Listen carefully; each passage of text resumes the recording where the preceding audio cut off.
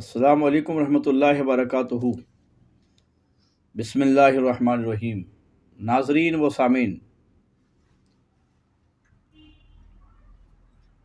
آج کے دور میں ہمارے سماج میں ایک عجیب سا ماحول چل پڑا ہے، اور وہ ہے جہیز کا۔ انسان بیٹا پال پوس کے گھر بناتا ہے، اور گھر بنانے کے بعد پھر گھر کی ٹیبل، کرسی، پلنگ، توشک، تکیے، فریج وغیرہ نہیں لیتا۔ جانتے کیوں؟ صرف گھر بناتا ہے، کلر پوتائی کرتا ہے، نہیں کرتا ہے، چھوڑ دیتا ہے۔ بہو تو لے کر آنے ہی والی ہے، یہی سوچ کر انسان نہیں لیتا، اور پھر جیسے تیسے شادی کرواتا ہے، اور شادی میں لمبی لیسٹ رکھتا ہے، پورا مینو کارڈ بنا دیا جاتا ہے۔ اور پھر حالات یہ ہوتے ہیں، موٹر سائیکل تو 4 ویلر، اے سی، ٹی وی، فریج، کہیں کہیں تو ایسا بھی ہوتا ہے کہ جہیز کا سامان پہلے پہنچا دیا جاتا ہے، نکاح اور رخصتی ولیمہ بعد میں ہوتا ہے۔ مجھے حیرت ہے دینے والوں پر، اور اس سے زیادہ حیرت ہے لینے والوں پر۔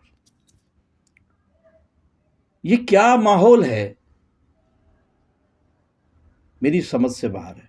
اور اس میں بھی کچھ کمی ہو جائے تو پوری زندگی لڑکی کو تانا سننا پڑتا ہے۔ جتنا دیا اس کا نام نہیں ہوتا، لیکن اس چیز کے بارے میں تانا دیتے ہیں کہ تمہارے باپ نے فلاں چیز تو دیا ہی نہیں۔ دوستو، غور کیجئے کہ کون سی بیماری سماج میں ہم پھیلا رہے ہیں۔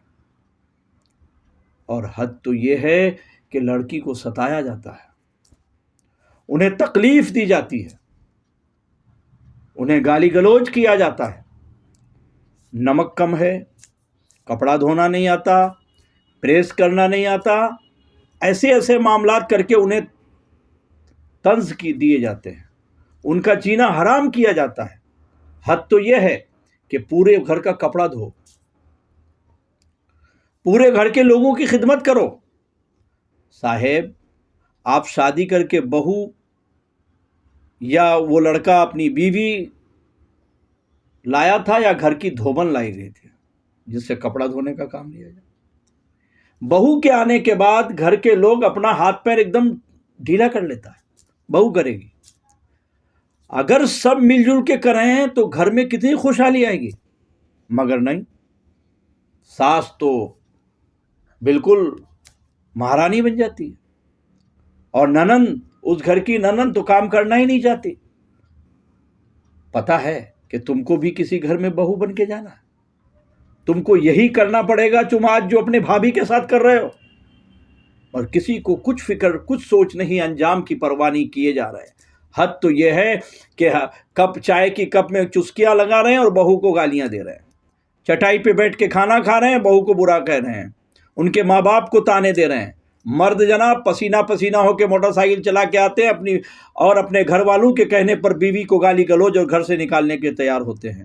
میں صرف اتنا کہنا چاہوں گا کہ اگر وہ بچی اپنے باپ کی طرف سے سنسکاری نہیں نکلی، اور اس نے اپنے صبر و سکون کا باندھ توڑ کر کہہ دیا کہ او جناب، جس موٹر سائیکل پہ بیٹھ کے فرفڑایا وہ میرے باپ کا ہے، میرے باپ کے پیسوں کی دی ہوئی موٹر سائیکل ہے، تو آپ کیا کریں گے؟ آپ نے جو شرٹ پہن رکھی ہے وہ میرے باپ کی جہیز کی ہے، تب آپ کا کیا ہوگا؟ آپ جس گھڑی کو پہن کر ہیرو بن کے گھوم رہے ہو وہ گھڑی میرے باپ کے پیسوں کی ہے، تب آپ کیا کریں گے؟ جس پلیٹ میں کھا رہے ہو، جس کا چائے کی کپ میں چسکی لے کر چائے پی رہے ہو، وہ میرے باپ کے پیسوں کی ہے۔ یہ گھر تو تمہارا ہے، مگر اس گھر کے ساز و سامان میرے باپ کے ہیں۔ اگر لڑکی نے کہہ دیا تو آپ کا کیا ہوگا؟ کبھی آپ نے سوچا ہے؟ اگر وہ لڑکی یا اس کے ماں باپ اگر تمہارے گھر سے سارے سامان لے گئے تو گھر کی چہار دیواری رہ جائے گی، کھنڈر ہو جائے گا، گھر کی رونقیں غائب ہو جائے گی۔ ایسا نہ کیجیے۔ کسی کی گھر تو یہ چہار دیواری تو آپ کی تھی، مگر جس لڑکی کو آپ نے آن بان شان سے لایا، وہ سوتی اپنے باپ کے پلنگ پر ہے، وہ سوتی توسک تکیے ان کے باپ کے ہیں، جو بلینکٹ اوڑھتی ہے ان کے باپ کے ہیں، ان کے پاس جو کچھ ہے ان کے باپ کا ہے۔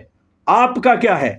آپ صرف اپنے گھر کے کھانا بنوانے کے لیے لائے تھے، آپ صرف اپنے گھر کے کپڑے دھلوانے کے لائے تھے، آپ صرف اپنے گھر کے غصے کو ایک بہو پر اتارنے کے لیے لائے تھے۔ بہو نہیں، بیٹی بنائیے۔ یقیناً اگر کسی کی بیٹی کو بہو نہیں بیٹی بنا لیا تو آپ کی بیٹی بھی کسی کے گھر میں بہو نہیں بیٹی بن کر جائے گی۔ جیسی کرنی ویسی بھرنی۔